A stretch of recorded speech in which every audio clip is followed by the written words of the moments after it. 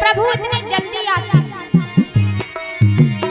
गरुड़ छोड़ नंगे पैर दौड़े कर प्रभु ने, गरुड़ छोड़ नंगे पैर दौड़े कर प्रभु ने।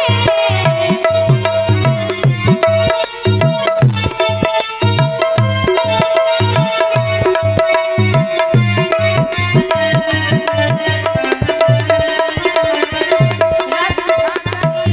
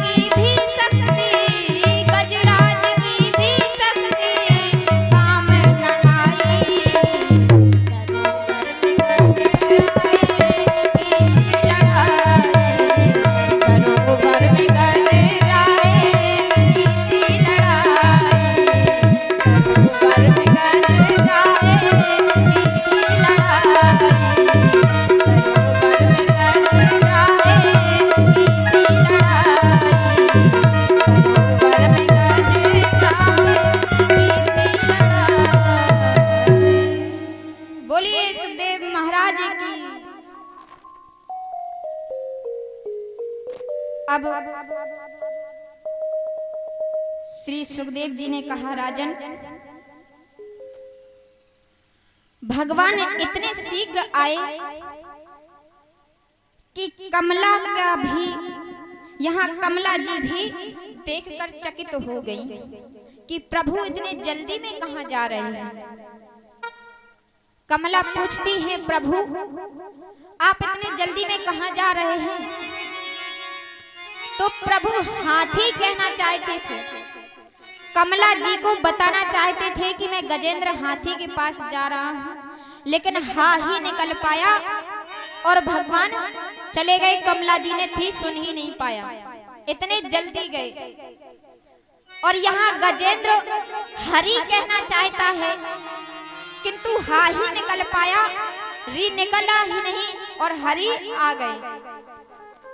यानी थी प्रभु का जब निकला, जब प्रभु सरोवर में आ गए बचाने के लिए, और गजेंद्र का हरि री तब निकला जब प्रभु पास आ गए। तब दोनों मिला के हाथी और हरि हुए। प्रभु इतने शीघ्र आए और प्रभु फिर भी क्षमा मांगते हैं गजेंद्र से कि मैंने टेर जल्दी सुन नहीं पाई तुम्हारी। चक्र को छोड़ते हैं और ग्राह का वहीं वध करते हैं एवं गजराज को बचाते हैं। और जो गजराज का शरीर रक्त से सना हुआ था, उसे अपने पीतांबर से भगवान पोंछते हैं। अब गजेंद्र का अपने मोह माया से टूट गया, क्योंकि गजेंद्र ने देख लिया कि यहाँ कोई किसी का नहीं है, ना पत्नी बीवी बच्चे कोई किसी का नहीं है। गजेंद्र कहता है, प्रभु मुझे अपने साथ ले चलिए। भगवान गजेंद्र को अपने साथ ले जाते हैं और ग्राह भी भगवान के ही लोक जाता है। इस प्रकार दोनों का उद्धार होता है। अब श्री सुखदेव जी से परीक्षित जी पूछते हैं कि प्रभु समुद्र मंथन क्यों हुआ?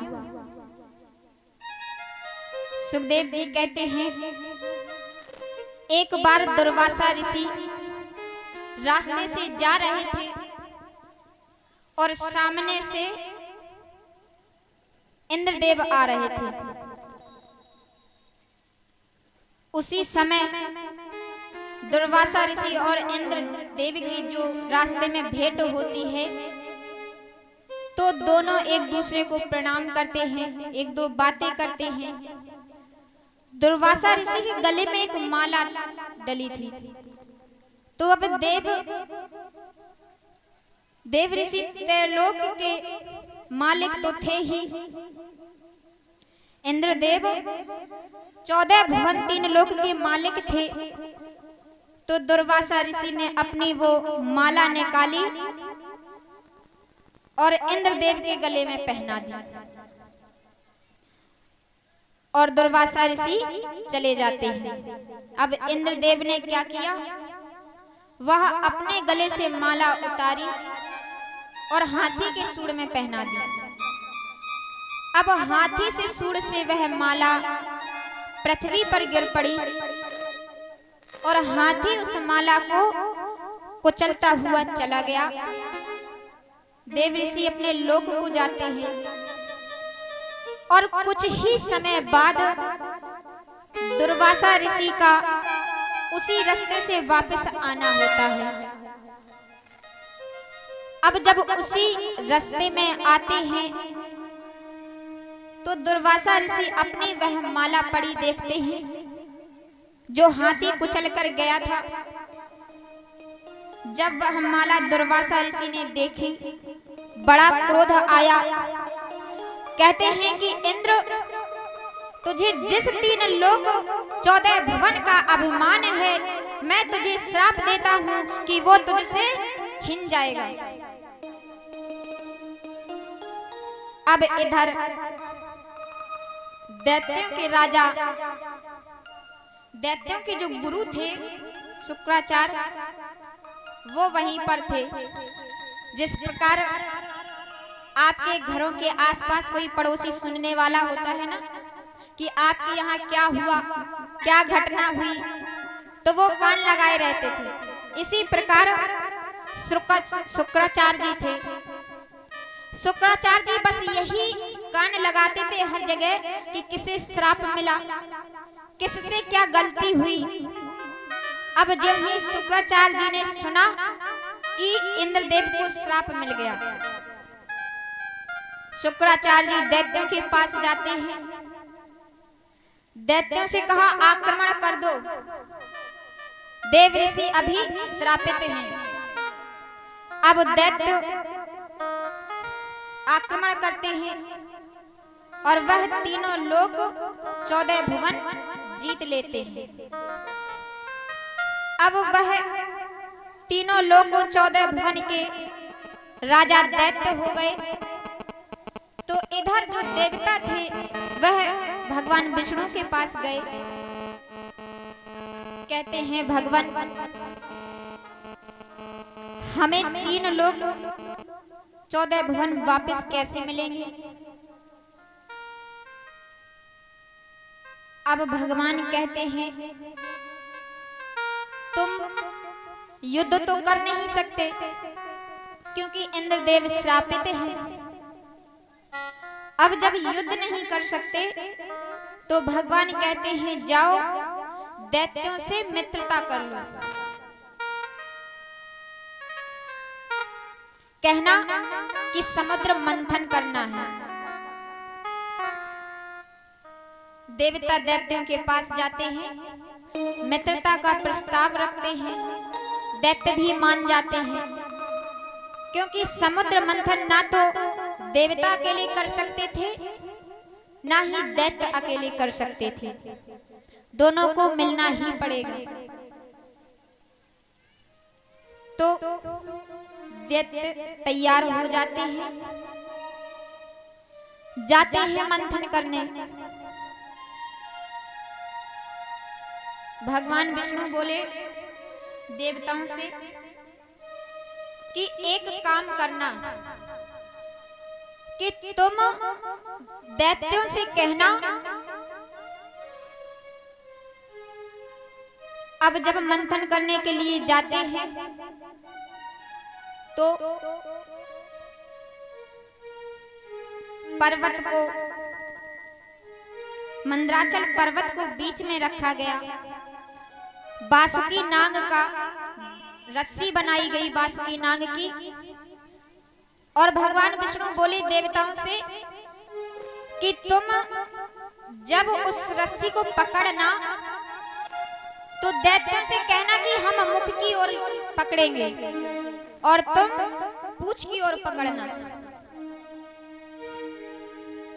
देवता प्रभु के कहने के अनुसार कहते हैं कि हम मुख की ओर लगेंगे और दैत्य आप पूंछ की ओर लगना। अब दैत्य शक्तिशाली तो बहुत हैं किंतु बुद्धिहीन हैं। भगवान इधर शक्तिशाली तो हैं ही, बुद्धिमान हैं। उनको पता है कि कहाँ शक्ति का बल का प्रयोग करना है और कहाँ बुद्धि का प्रयोग करना है। तो भगवान के कहने के अनुसार जब देवताओं ने कहा कि हम मुख की ओर लगेंगे तो दैत्य बोले नहीं, अभी राजा कौन है? हम हैं। तो जब राजा हम हैं तो अभी हमारी चलेगी। हम मुख की ओर लगेंगे और तुम पूंछ की ओर लगो। भगवान कहते हैं बात तो सही है, अभी ये राजा है। भगवान कहते हैं ठीक है, देवताओं आप पूंछ की ओर लग जाइए। और दैत्य जो थे उन्हें मुख की ओर लगाया गया। दैत्यों ने ऐसा क्यों किया? दैत्यों को लगा कि भगवान विष्णु की जरूर इसमें कोई चालाकी है, जरूर इसमें उनको कोई लाभ होगा, इसीलिए वह देवताओं को कह रहे हैं कि आप मुख की ओर लगना। देवता इसीलिए तो मुख की ओर लगने की हट कर रहे हैं। इतना दिमाग चलाया और दैत्य कहते हैं अभी हम राजा हैं, हम मुख की ओर लगेंगे और तुम पूंछ की ओर पकड़ो। मंथन करते हैं, ठीक है, पूंछ की ओर देवता लगते हैं और मुख की ओर दैत्य लगते हैं। मंथन जैसे ही करते हैं, मंदराचल पर्वत डूबने लगता है, तो प्रभु वहां कश्यप का रूप रखते हैं और नीचे पर्वत के लगते हैं, पर्वत को साधते हैं और ज्यों ही मंथन स्टार्ट करते हैं तो मंथन में सबसे पहले विष निकलता है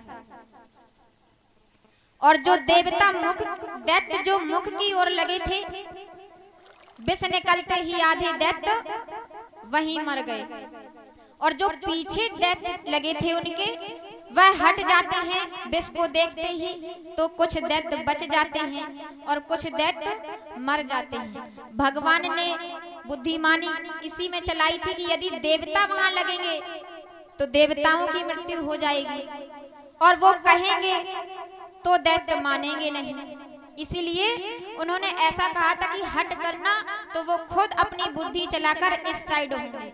देवता सभी बच जाते हैं, आधे दैत्यों की मृत्यु हो गई।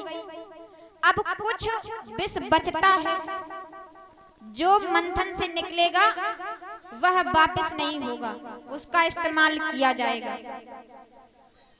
अब विष्णु भगवान देवताओं से कहते हैं कि तुम एक काम करो, महादेव जी के पास जाओ और महादेव जी के पास जाकर कहना कि प्रभु जो विष बचा है उसे आप पान कर लें। देवता जाते हैं महादेव जी के पास, कहते हैं कि विष पान करना है जो बाकी बचा है। महादेव जी तैयार हो जाते हैं, तो महादेव जी तैयार होते हैं तो माता पार्वती कहती हैं ये देवता बड़े होशियार, खुद तो जो मंथन से अमृत निकलेगा खुद तो अमृत पिएंगे और आपको विष पिलाने आए हैं। महादेव जी कहते हैं कोई बात नहीं देवी। अब माता कहती है प्रभु यदि आप विष पान करेंगे तो आपकी मृत्यु हो जाएगी। महादेव जी कहते हैं देवी यदि जग कल्याण के लिए मेरी मृत्यु हो भी जाए तो इसमें कोई बुरी बात नहीं है। माता जी समझ जाती हैं कि स्वामी ऐसे तो नहीं मानेंगे। अब क्या होता है, जब स्वामी नहीं मानते हैं तो माता कहती है ठीक है, आप एक बात बताइए प्रभु, आप मुझसे प्रेम करते हैं या नहीं? शिव जी कहते हैं देवी बहुत करते हैं। तो कहते हैं आपके पूरे शरीर में मेरा स्थान कहाँ है? प्रभु कहते हैं मेरे हृदय में, आपका स्थान मेरे हृदय में है। माता कहती हैं तो जब आप विष को पान करेंगे तो वह विष हृदय में भी उतरेगा? बोले बिल्कुल उतरेगा। तो माता कहती है मेरी भी मृत्यु हो जाएगी, आप पर पत्नी को मारने का कलंक लगेगा। महादेव जी कहते हैं तो मैं कंठ से विष को नीचे उतरने ही नहीं दूंगा। अब महादेव जी जाते हैं, विष को पान करते हैं और विष को कंठ में ही रोक लेते हैं। तब से उनका नाम क्या हुआ? नीलकंठ महादेव। बोलिए नीलकंठ महादेव की जय। अब जब मंथन हुआ तो मंथन में क्या क्या निकला था?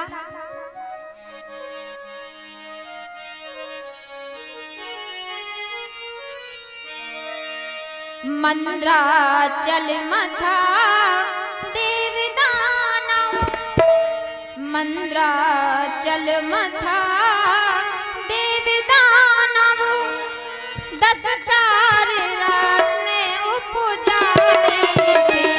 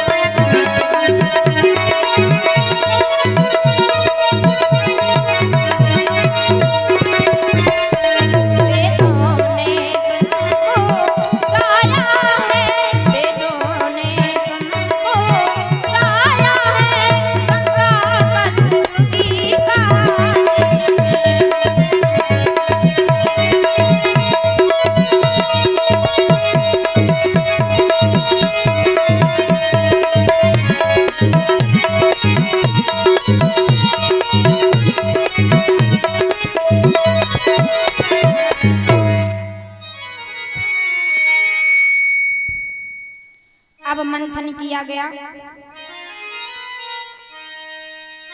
मंथन में 4 कुंभ निकलते हैं, रत्न निकलते हैं और वहीं से लक्ष्मी जी निकलती हैं। अब लक्ष्मी जी माला लिए हुए आती हैं। मंथन से ही लक्ष्मी जी निकली थी। माला लिए लक्ष्मी जी आ रही हैं। सबसे पहले देवता मिलते हैं। लक्ष्मी जी को देख सब आगे आगे खड़े होते हैं कि हमारे गले में माला डाल दें। तो देवता आगे खड़े होते हैं। लक्ष्मी जी ने देखा,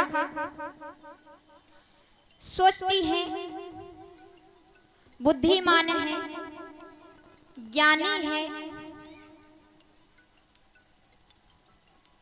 लेकिन आगे बढ़ जाती है। थोड़ा आगे बढ़ती है। देवताओं को सोचती हैं बुद्धिमान है, ज्ञानी है, किंतु कमी क्या है इनमें। देवता